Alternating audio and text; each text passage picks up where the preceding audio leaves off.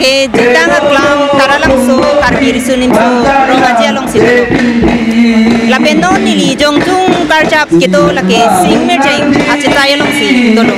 la bangso sing merjeng acitaya long habarama ya tumben nang acitong tunatum non ritnong chiki jepate do bomno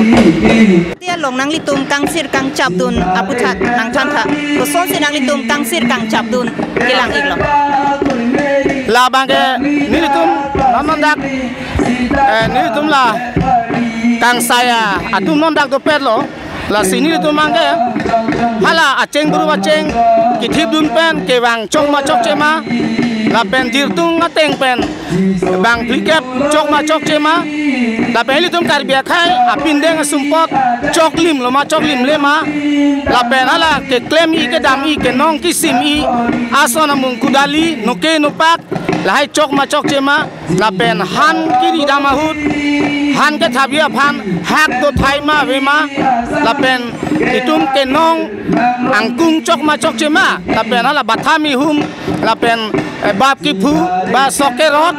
la hai soki si soke pam la hai hui ni tum kon angkung si doma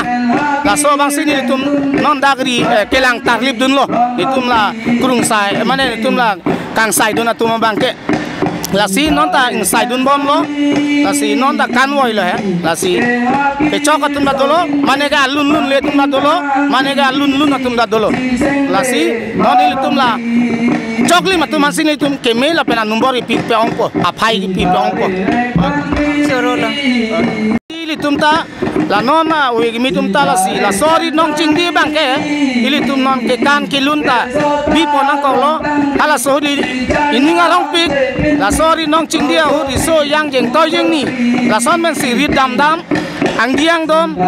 arleng karlu ceng buru kitip mari so yang acehang ceng buru bitip dir cekak ceng buru bitip lapen riso yang atum heme bang ahut ing ting tang lo te lo hanang ciri la son wang wang lo la siala so pen biko kamasi mampu tai litum karbia khai tum rit nong ching di po bang ke litum bi po nang kong lo thak nang than pon ik tha la so aru nong ching di litum kacepate pini chot kali lo ya ako pirthe dang pen ta ilitum ladak pirthe long ilitum karbia tum hai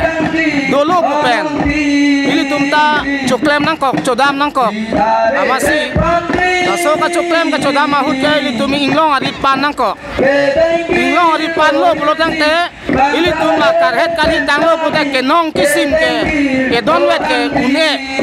lasi rong isi lason tengdun teng sarpo tumpen rong asar riso basa ferangke tumpen cingwai si itum ta ajir adat riso yang do kokopot la ajir dam lote ili tum ta irit adang ta mene nonglim unpo mene choklim unpo la riradang itum kapi unia pan usi rong asar la pen riso basa ferangke cuti la pen tengdun teng sarpo tum rek pan kriya tum riso yang pan pangrung si hala sohut manik tu marni arunong cingdi ke kapincong ceng lo anglong ke hacin thong long ri anglong pusar yang long hala dak non ta anglong dolang hala dak dir damadim non ta dolang lasi anglong pusar ya long helo ki biceng lo rit nong cingdi lasi ili tum kar betum laso asai cutiki laso hut